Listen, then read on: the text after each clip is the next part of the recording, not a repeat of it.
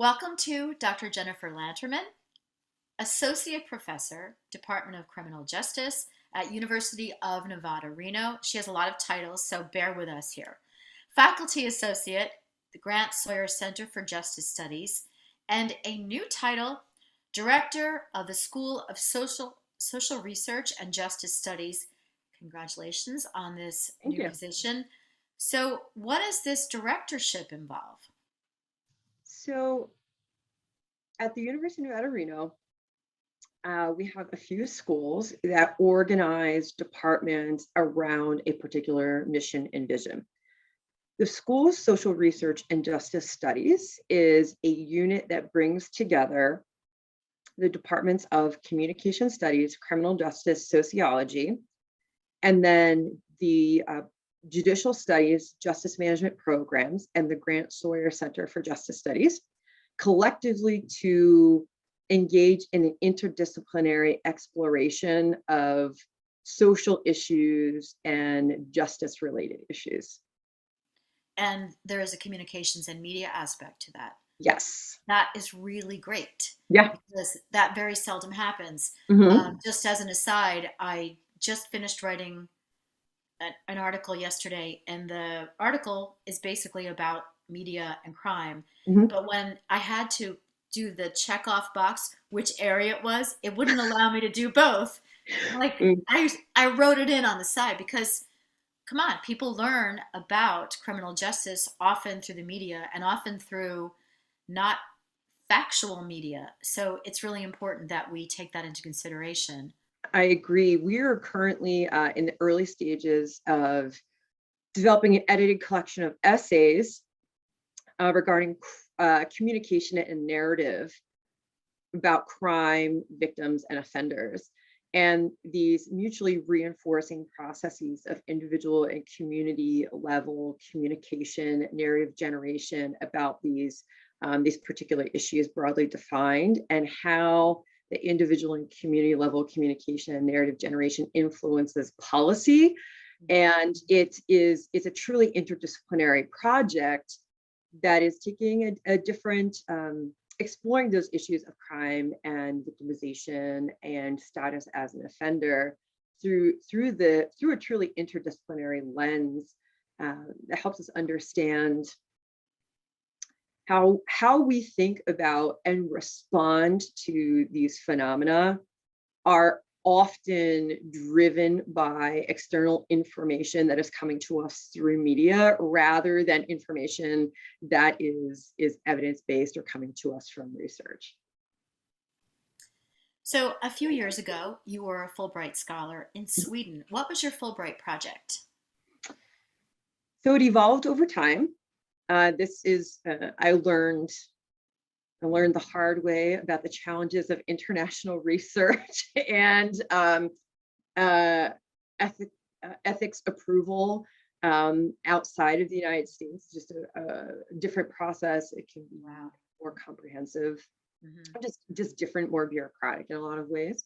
Mm-hmm. So the initial project was to work inside of the Swedish prison and probation service with people who were inside of prisons. But that evolved over time based on the types of approval that I secured from the Swedish Prison and Probation Service. And so what I did was surveyed people who were previously incarcerated in Sweden about their experiences during incarceration. So the project is focused on their perceptions of procedural justice and how those perceptions of procedural justice influence their perceptions of system legitimacy. I also integrated some instruments exploring various types of victimization that they may have experienced or observed among other people who were incarcerated at the same time, and how that may influence those perceptions. And I was really interested in these phenomena in Swedish prisons or among the formerly incarcerated in Sweden, because generally speaking, when we examine prisons in Scandinavian or Nordic countries, they are generally speaking viewed to be more focused on providing programming and services to people, managing the incarceration experience based on essentially what we call the principle of normality. So inside, with the few exceptions of very high security prisons, which would be essentially our maximum and supermax prisons, which are used much more in a much more limited way in Scandinavian countries, that the goal is to have people incarcerated in ways that more broadly reflect both life and social interactions in the community, so that when they transition back to the community, that transition would be easier. So I was interested in whether the perceptions of people who are subject to that system were reflective of this view from the United States and other countries, that the process in Scandinavian Nordic countries was better. And I am currently analyzing those data, but the initial analyses are indicating that while people are having greater access to programming and services while they are incarcerated, and the conditions or the circumstances of their incarceration are more reflective of community life, they're often not feeling prepared for that transition to the community. And a lot of that is reflective of their perceptions of community perceptions of them. Right? So this project is focused specifically on people who've been incarcerated in Sweden, which on that continuum of Scandinavian Nordic countries is much closer to the United States than other countries in Scandinavia. But it's sort of an interesting dimension of this of the research that we haven't really unpacked. So we tend to think of sort of Scandinavian or Nordic exceptionalism, but people who are being subject to that process are not necessarily leaving prisons in Sweden feeling that way, that they had this exceptional experience that renders them more prepared for return to the community. Wow, that's really interesting. And so how much of that are you using, or are you not really ready to use that yet for the work that you're doing here in the United States? I have not gotten that to that point with the research conducted in Sweden. Right now, a lot of my work is focused on working with legal system agencies or community-based agencies that provide services to justice-involved populations to ensure that they are using evidence-based practice. Okay. All right. I'm going to walk through this description very slowly because this is something that I don't think people can just pick up really quickly when they hear it said. So you are specializing in the institutional and community-based management and treatment of high risk and high need individuals, and then restorative justice training, and also quality assurance processes. So each one of these steps is a standalone undertaking. Essentially, how does this all work together? So my overarching purpose is to support modifications to legal systems that render them more responsive to the needs of people who come into contact with the system, such that the system will produce better outcomes for everyone involved. So if a person is accused of, found responsible for having committed a crime, and they are subject to some type of supervision in the system, it is my goal to work with agencies to manage that supervision process in such a way that it reduces the likelihood that the people they are supervising will come back.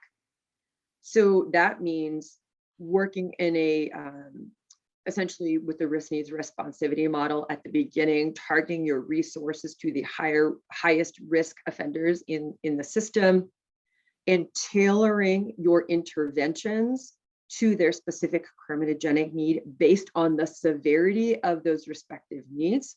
Mhm. And for people who have experienced that criminal harm, whether we refer to them as victims or survivors, depending on the context, that the system ought to be more responsive to their experiences rather than treating them as some disengaged party or factor to the process.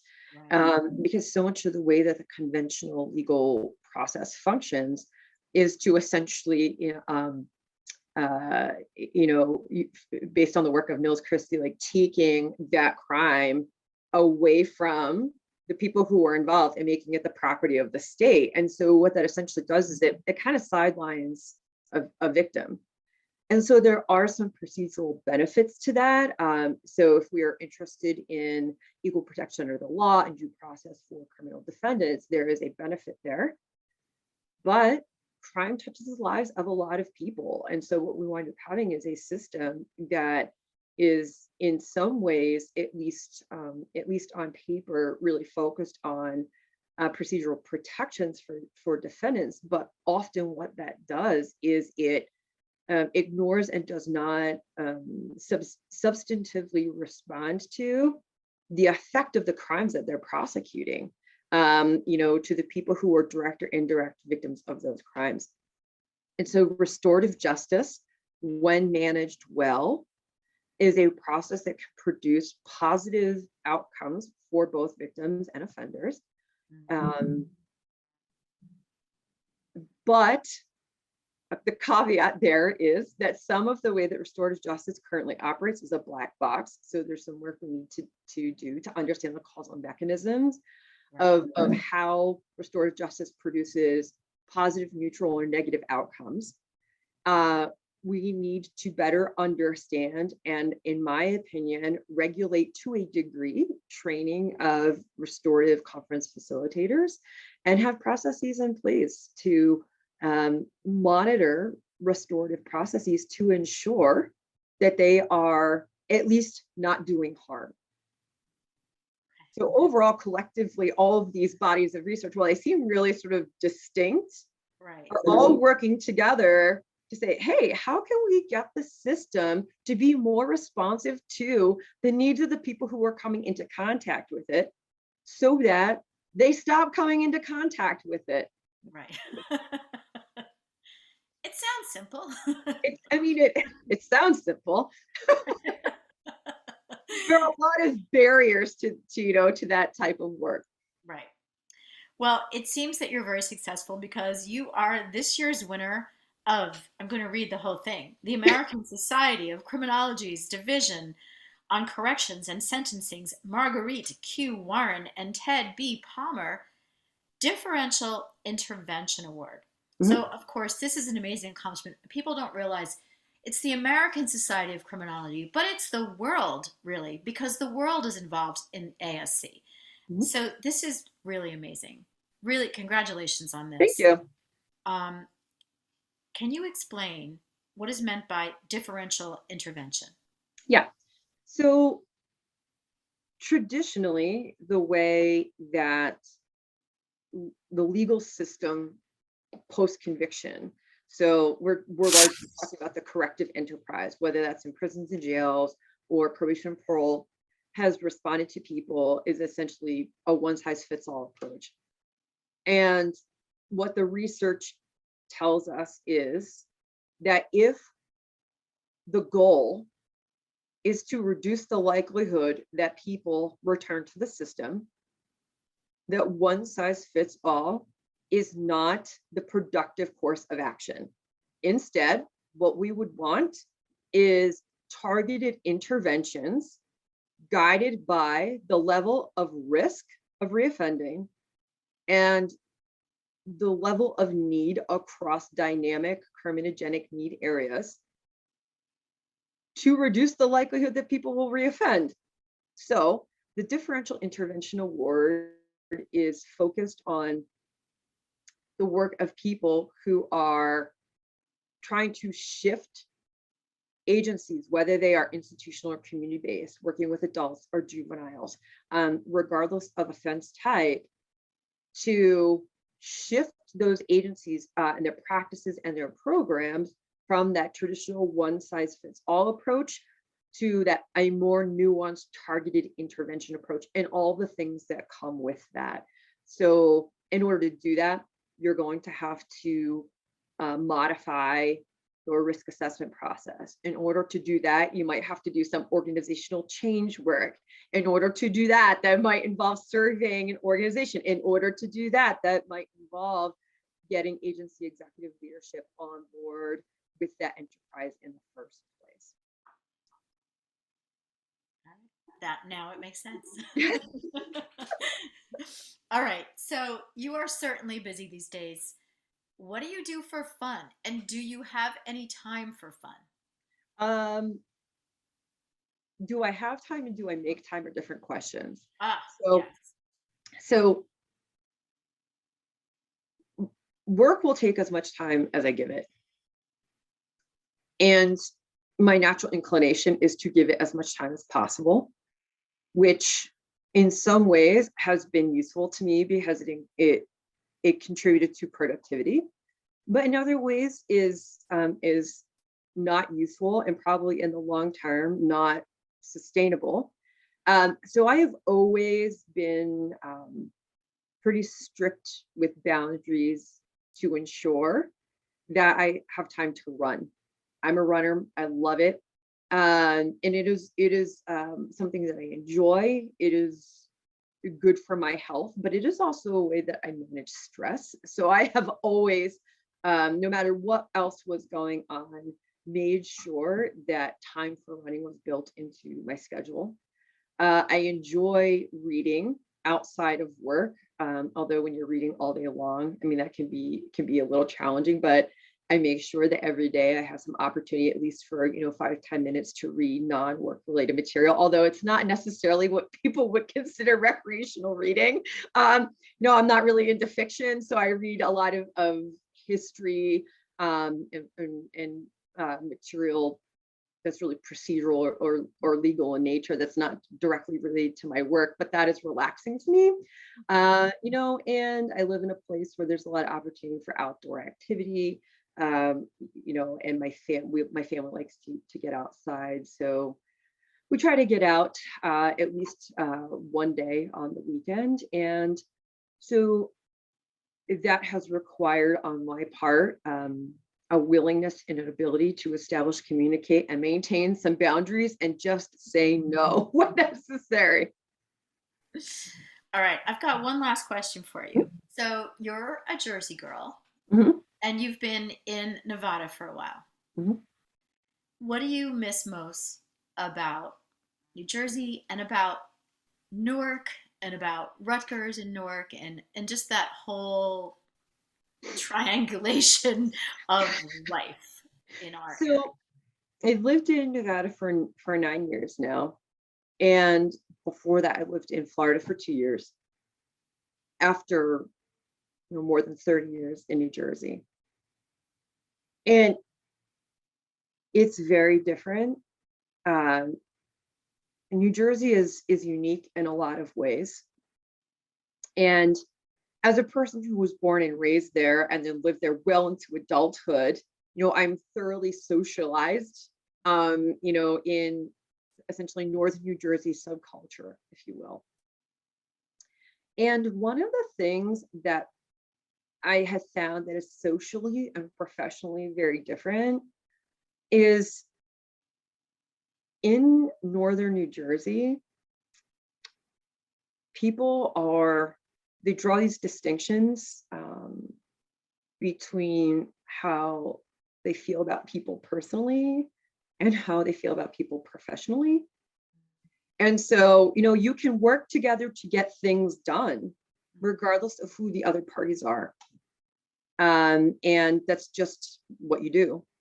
And I have found in other places that there is a lot more social and into like interpersonal relationship building work that often needs to happen before you can begin to work with people on certain endeavors. Wow. And so it's sometimes collaborative working relationships are more challenging for me Mhm. because I'd really just like to get to work. Like, let's just get to work. And that is how I learned to move through the world. And I really enjoyed it. It just allowed, people to say, okay, we've got this common ground. This is a project. Let's get it done. And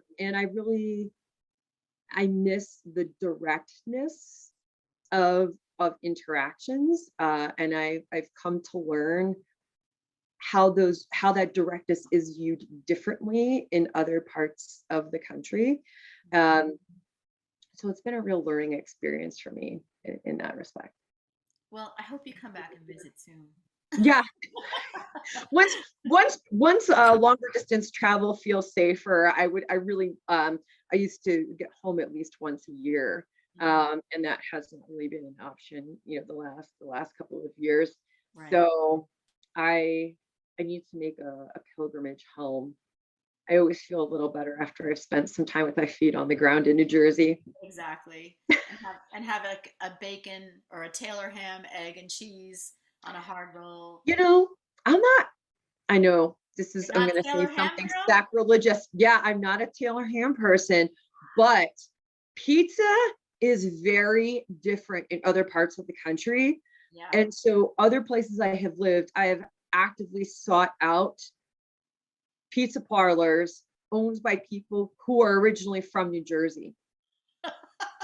In Tampa and now in Reno, I have found pizza parlors where the people learned to make pizza in New Jersey. They are from New Jersey, and so Makes it's sense. and bagels, Yep. like, so And bread bagels. products. Right. Really what I miss more. I could take or leave Taylor ham, but pizza and bagels are very different. I think I agree with you. I remember when I was in Birmingham, there was a store called New York Bagel. And I thought there is nothing East Coast about this bagel in any way. So So, many places like True New York Pizza or whatever. I said, I'll right, be the judge of that. right, exactly. I'll let you know if that is true. Well, thank you so much for your time today. And My again, pleasure. congratulations on your award. It's really great. Keep up the work. Thank you.